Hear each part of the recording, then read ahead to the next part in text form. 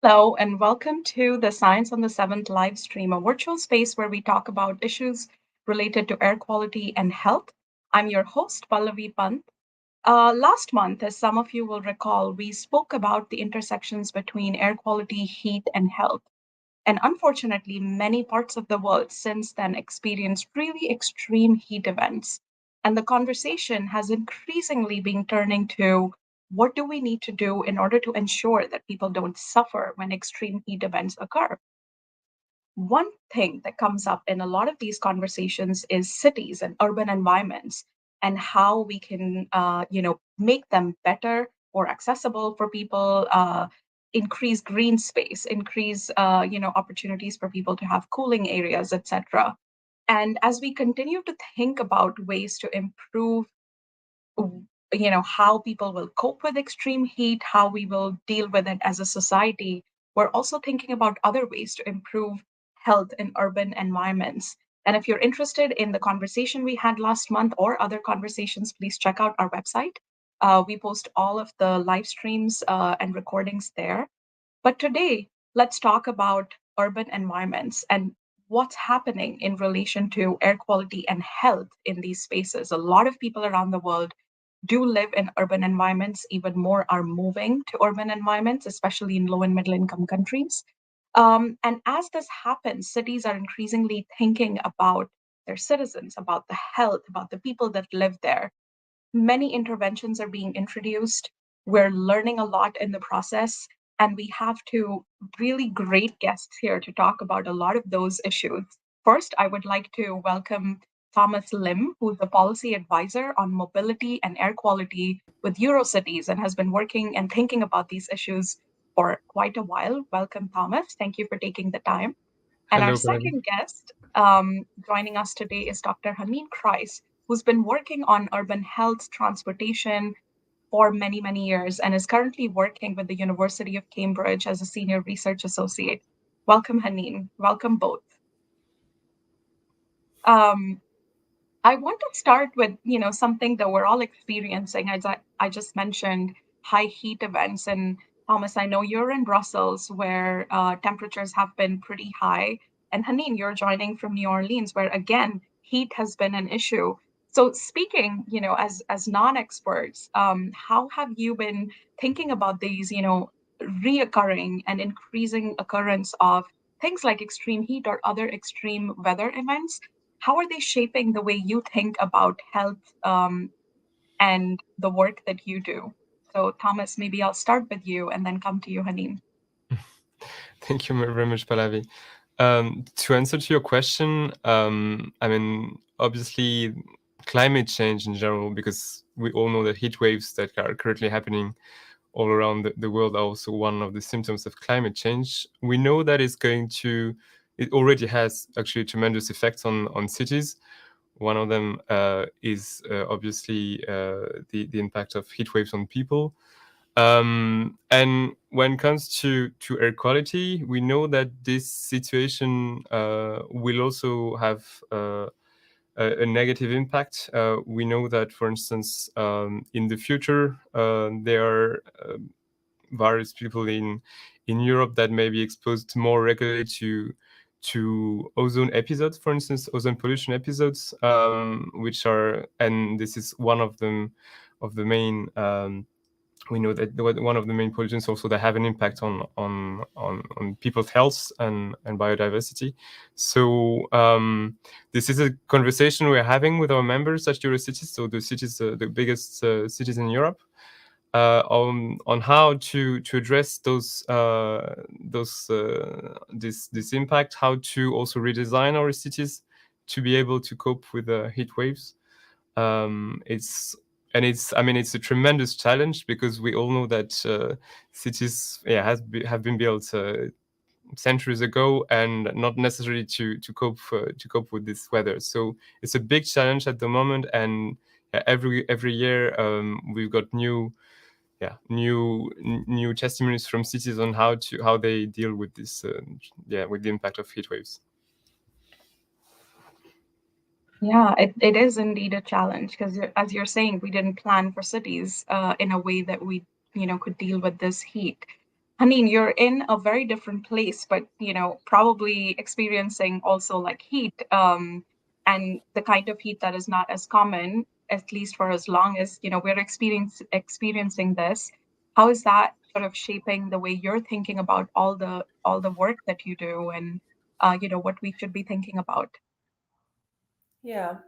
So, I mean, yeah, as you said, I'm experiencing very different heat right now because I'm in New Orleans, and in the past 3 weeks, probably maybe half of the days of the past 3 weeks, we've had the heat advisory.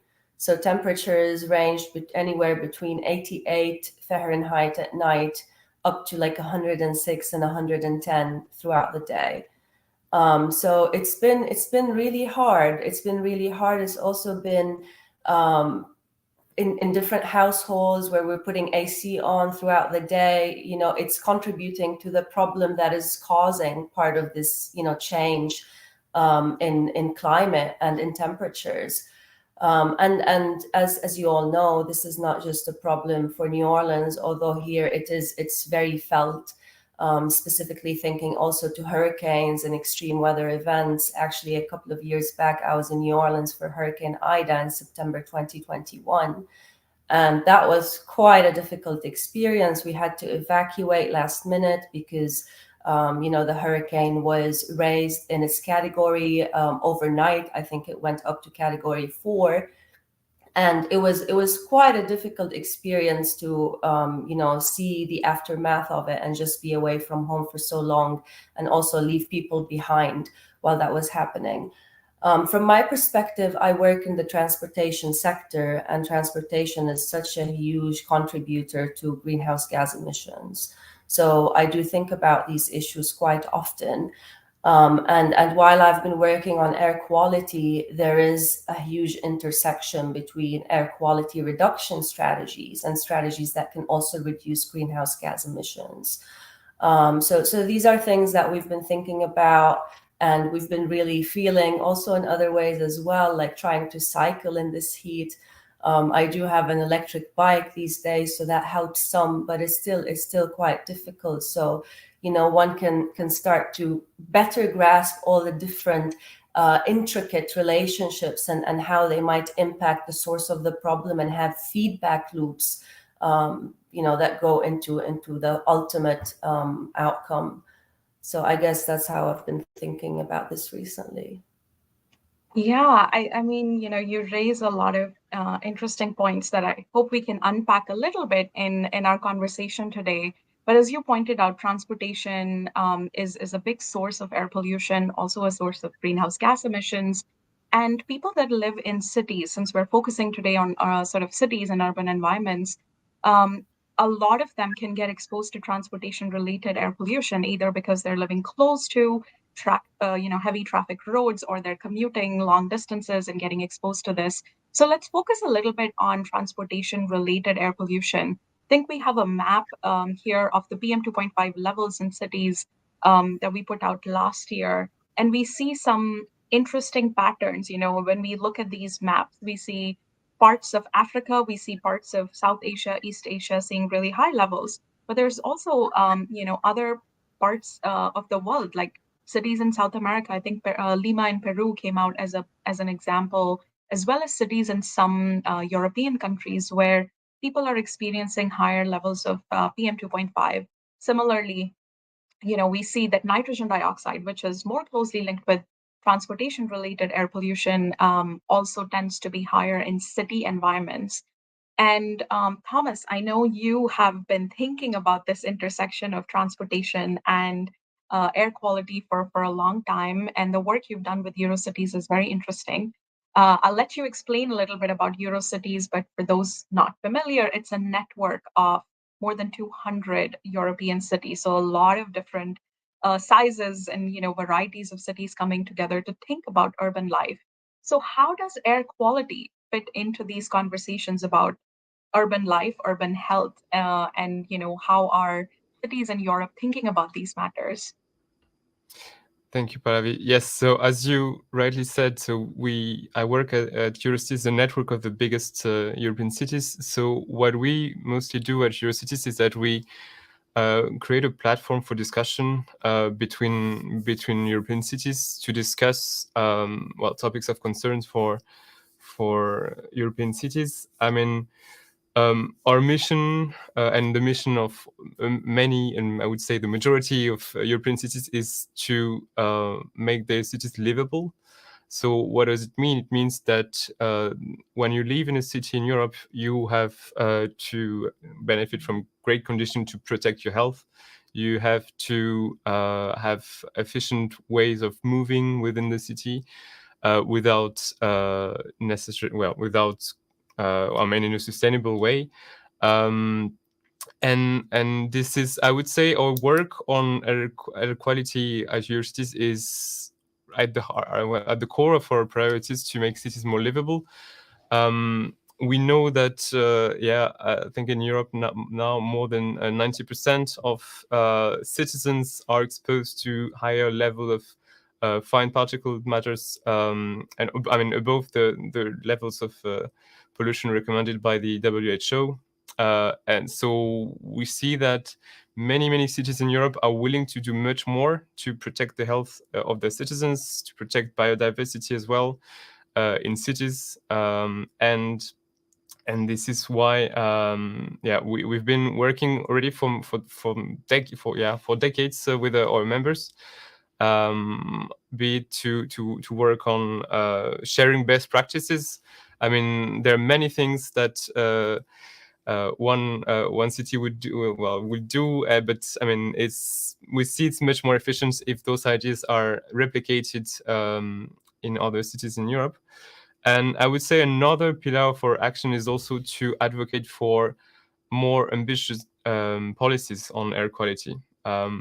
Often we see that cities' actions on air quality has some limits, meaning that there are situations in which I don't know, like the national or the European authorities actually have competences to regulate certain matters, mostly, for instance, when it comes to regulations addressing the sources of air pollution, like space heaters, motorized vehicles. So we see that cities are also willing to push for a more ambitious agenda to help them tackle air pollution issues in their territory. And I mean, these days there have been a lot of interesting developments at the European Union level because there are a lot of new regulations being discussed. So I would say, 2021, 2022, 2023 have been quite important actually because, let's say the next decade, like the way we will tackle air pollution in the next decade has been decided, and we've been, as Eurocities and as a cities organization, pushing for a more ambitious agenda in that regard. Yeah, I mean, I think, you touched on so many different points, like what cities are thinking about in terms of the sources of air pollution, trying to think about air quality regulation and policies. And I think, Haneen, one of the, figures that I have learned a lot from, and I think we have it, so if we can pull it up on the screen, is some work you and your colleagues did a few years ago where you looked at the different pathways. And, the image here may not be as clear for people, but essentially pointing out that there are many ways that transportation connects to poor health outcomes in people, including air pollution. So, can you tell us a little bit more about how you think about these pathways and how air quality and air pollution fit into the broader context of how transportation and health are linked to each other? Yeah, thank you. And I have to also say that the process by which we produced this pathway was a huge learning experience for me as well, because we worked across many different sectors and with different disciplines, trying to really frame all the different ways that transportation can impact health beyond air quality. And air pollution is quite important, and its importance and I guess relative contribution to the overall burden in different cities varies depending on air pollution levels, and how they intersect with people's mobility and where they live and where they spend time, like at work and at schools. But there are so many other ways that transportation can impact public health. 14 that we identified in this framework, which you just showed. So 14 pathways to health. And these include green space and physical activity, access to like health promoting opportunities, to health services, and mobility independence. So these are the pathways that are positive to public health. So that's where transportation can be a mean to enhance public health. On the other side, there are many more. There are 10 pathways that can cause adverse health effects in the form of premature mortality or morbidity. And the one we're talking about today is air pollution. But it's also really important to think about the others, like noise, like motor vehicle crashes, like community severance and social exclusion, because transportation doesn't provide for inclusion opportunities and getting around to places that are helpful for people, like stress and greenhouse gases. And I think the important thing about this framework, and we've been really using it in many different projects and in many different formulations and like communication strategies, is to think about the problem holistically. So sometimes it's helpful to like narrow problems and kind of think around the narrow problem. But I personally don't think it's helpful to think in terms of narrow solutions. So when we start devising solutions and policies, we should really look holistically at how some unintended consequences might happen and what other benefits might happen if we think in holistic policy packages. Yeah, that is such a crucial point, and also links back to what you were saying, Thomas, about trying to think about it in a way that you can bring impact not just in one place but in many places, and not just on one factor but many factors. And also, what you just said, Haneen, about how you experience like the environment around you. I think even personally, I've lived in two very different neighborhoods in Boston for a few years now, and how much sort of walking and cycling I did in one neighborhood versus the other neighborhood is stark, and that's just because how they've been set up, and how you feel walking in or cycling around a place, or how easy it is to take public transport. But I kind of want to stay on this for another minute, because we did a really big review last year, trying to look at the health effects of air pollution, if I can focus on that for a minute. And we found that air pollution really impacts, human organ systems in a variety of ways in children and in adults. And we know that cities around the world have been focusing on transportation as a source. They've been thinking about ways to reduce emissions from transportation, and we have been successful in many cases in reducing transportation related emissions. And Haneen, you also did a really big analysis recently, which looked at these different traffic related interventions. And you had some very interesting findings that I would like you to perhaps share. What were the types of interventions that people in cities introduced, and some others which may be very interesting but haven't been as commonly used by cities, and how do they work? Do we see impacts as these interventions get introduced? Yeah, so we did a systematic evidence mapping recently. We looked at around 400 peer-reviewed studies, and within those 400 peer-reviewed studies, there was 58 unique policy measures.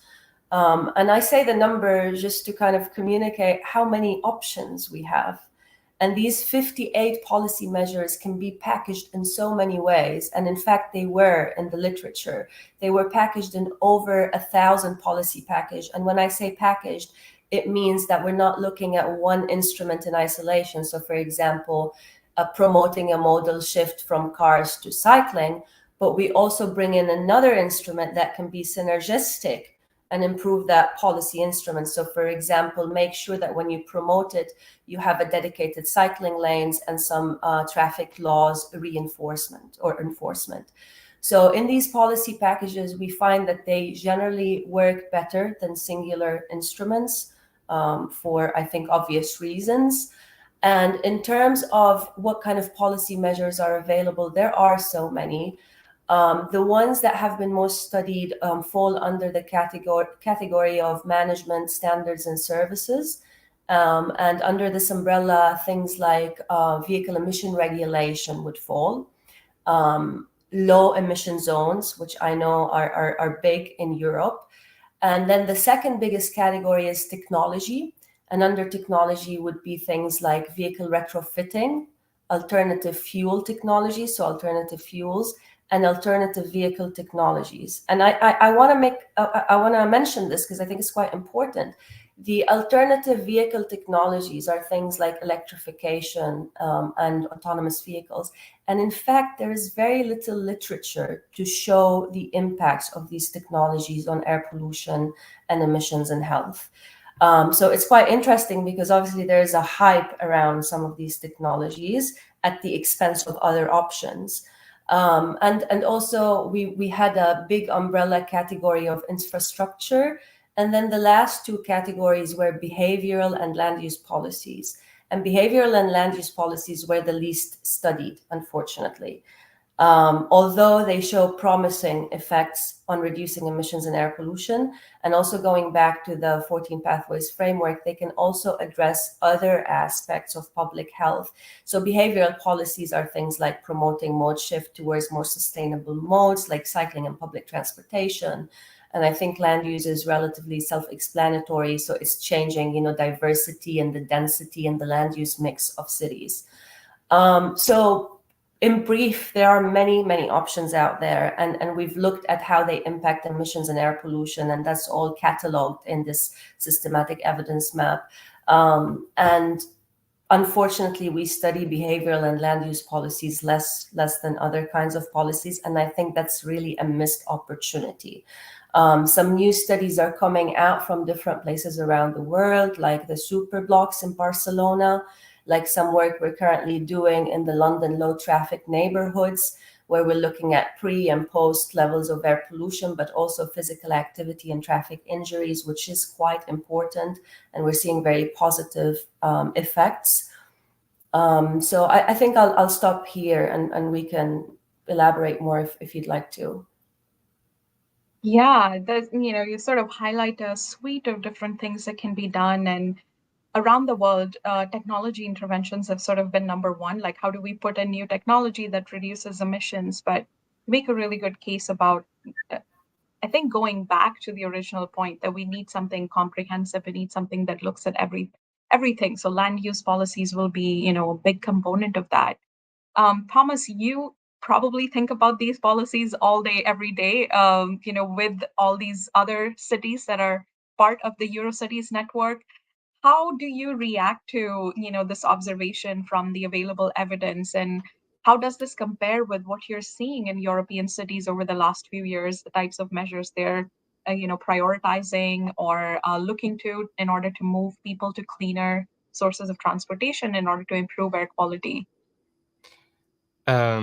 Yeah, so we've obviously see similar trends in our membership. And just to echo what Haneen said, we also at Eurocities push for, let's say, comprehensive action on air quality. I mean, we've seen lately, and there are even recent examples of, for instance, countries that started to subsidize coal burning because of the energy, to mitigate the impact of the energy crisis, which from an air quality perspective doesn't make any sense. And we're all aware about the impact of coal burning on people's health.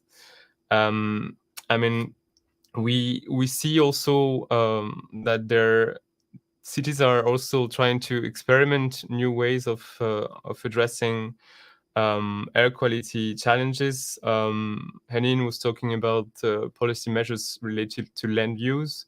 There is a lot at the moment. Well, a lot of experimentations at the moment being done in cities, especially around schools. For instance, in London, in Paris, and in other in other cities in Europe, they're pedestrianizing the surroundings of primary schools, for instance, to better protect the health of the pupils. And with quite some success actually. In Paris, I think they managed to reduce nitrogen dioxide by 20% after pedestrianizing the streets around the school.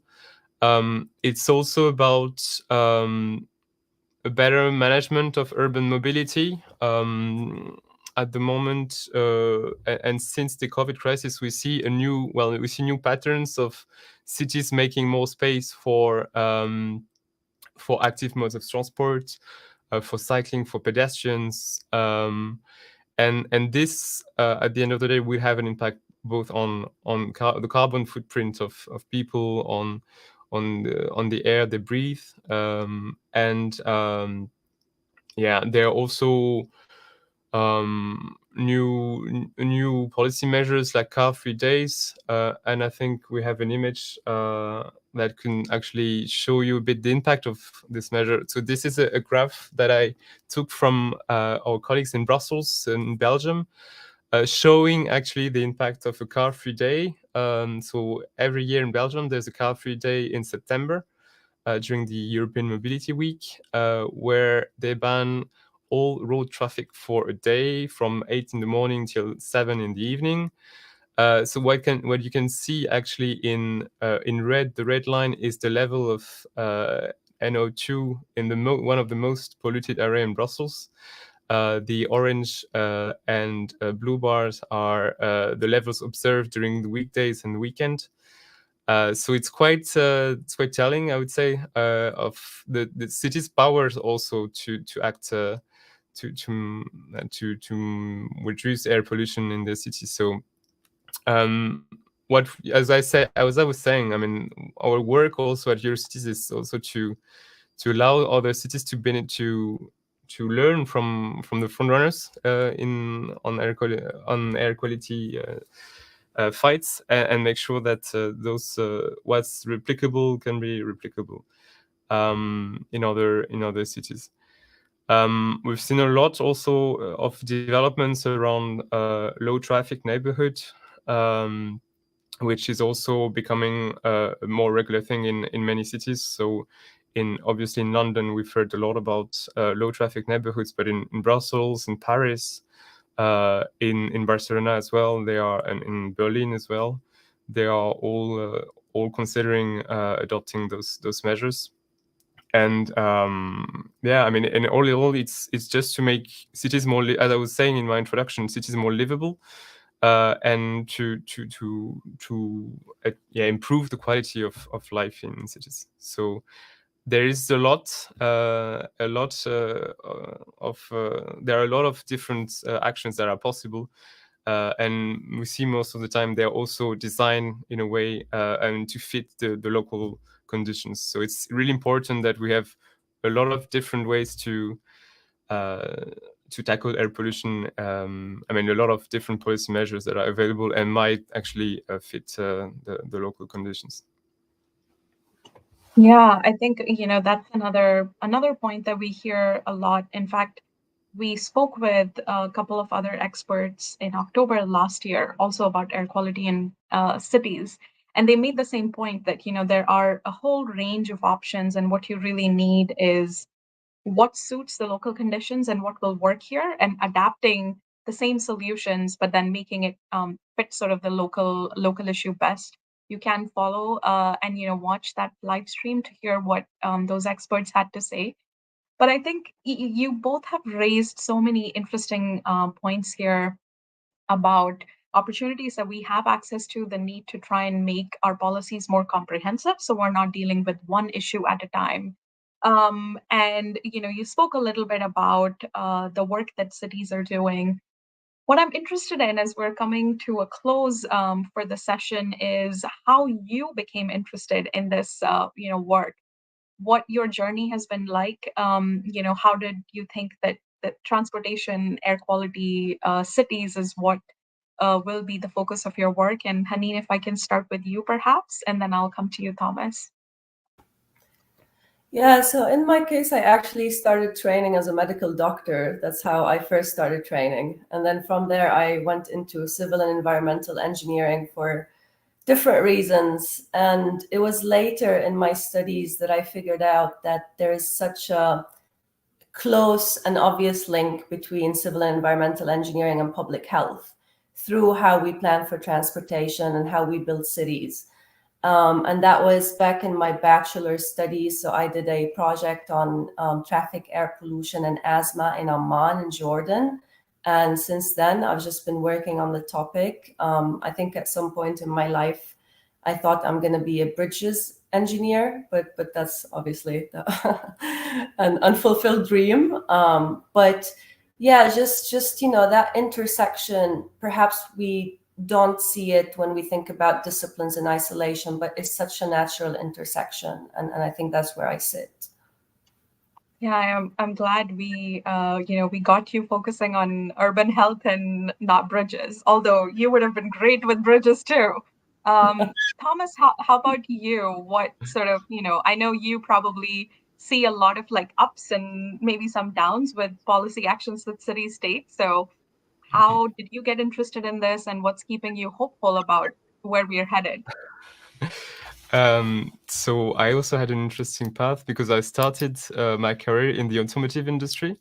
So completely different world, not totally another perspective on mobility and how people should move in cities.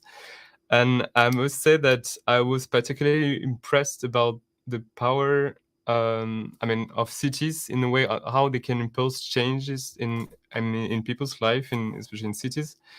And um, so I was first dragged into the more mobility side, and then obviously once you start working on mobility, you look at all the impact of mobility in cities, so which includes air pollution.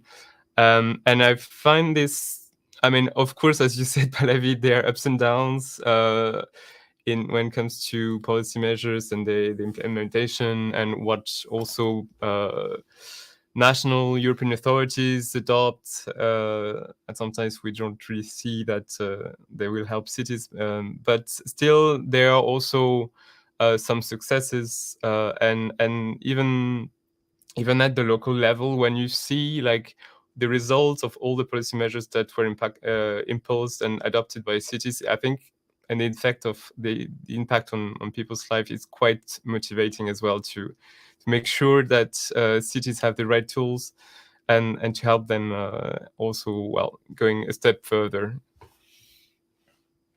Yeah, fantastic. Well, I'm very happy that both of you are actually, spending time thinking about these issues. And thank you so much for sharing your insights with us. I hope we had like more time to unpack these issues, but maybe another time. So thanks a lot for joining us today and for all the wonderful work you're doing to improve the evidence and to use it to actually bring policy action. And for those of you listening in, thanks a lot for joining us. Don't forget to join us in September when we will be celebrating Clean Air Day on September 7th and learning a little bit more about air pollution and cancer with Dr. Michelle Turner and another guest. Until then, take care and thank you very much.